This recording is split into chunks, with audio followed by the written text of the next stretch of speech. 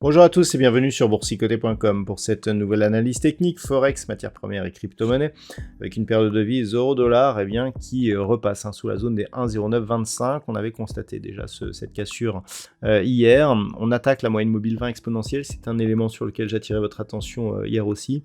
Donc là clairement on est en train d'invalider la poursuite du mouvement ici, dont l'objectif était lié à un retour sur cette zone ici des 1.1060.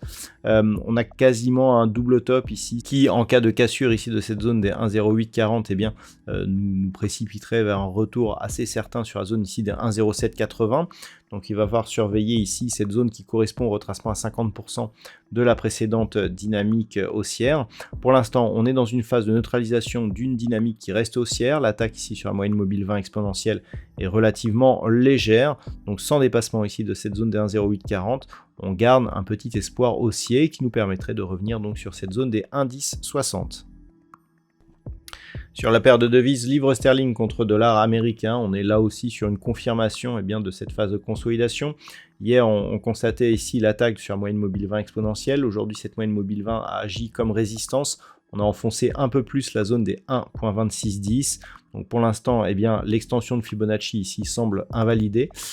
Par contre, en cas de cassure ici de cette zone, on a plusieurs niveaux. On a ce niveau ici intermédiaire, donc sur cette résistance à 1.2540, qui pourrait être donc le prochain objectif en cas de rupture de cette zone des 1.2610. L'objectif un peu plus moyen terme serait un retour possible ici sur cette zone des 1.24.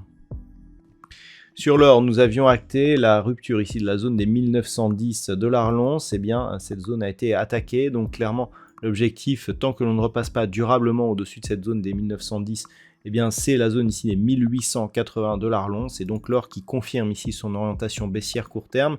Orientation court terme qui pourrait bien se propager à des horizons de temps un peu plus élevés, puisque en cas de cassure confirmée de cette zone des 1910, l'objectif moyen terme sera un retour possible ici sur la zone des 1807 $ l'once.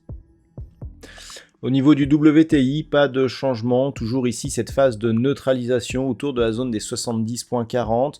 Depuis quelques jours, nous avons une zone ici de support intermédiaire qui s'est inscrite ici sur cette zone des 67.20 $ le baril.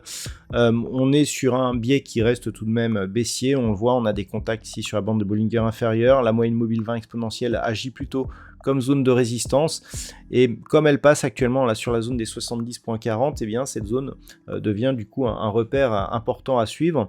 Donc pour l'instant il n'y a pas de changement, on est vraiment ici sur un mouvement qui reste baissier, idem par rapport à la dynamique moyen terme qui est neutralisée mais toujours une petite orientation baissière. Il faudrait vraiment repasser au-delà des 74 $ le baril pour commencer à inverser ces tendances, et pour l'instant donc ça reste neutre voire légèrement baissier sur les cours du WTI.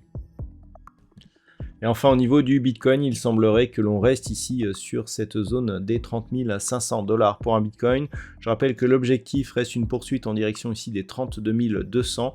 On est quasiment actuellement sur le même niveau que ce que nous avions eu ici au mois d'avril. Donc pour l'instant, tant que la zone ici des 25 200 $ pour un Bitcoin n'est pas cassée à la baisse, on peut considérer que nous sommes toujours dans une poursuite de dynamique haussière, mais la confirmation tarde à arriver. Il faudrait vraiment revenir et dépasser cette zone pour confirmer la continuité de ce mouvement. Mais globalement, tant que l'on est au-dessus des 25 200, le biais reste au moins légèrement haussier sur l'évolution de cette crypto-monnaie.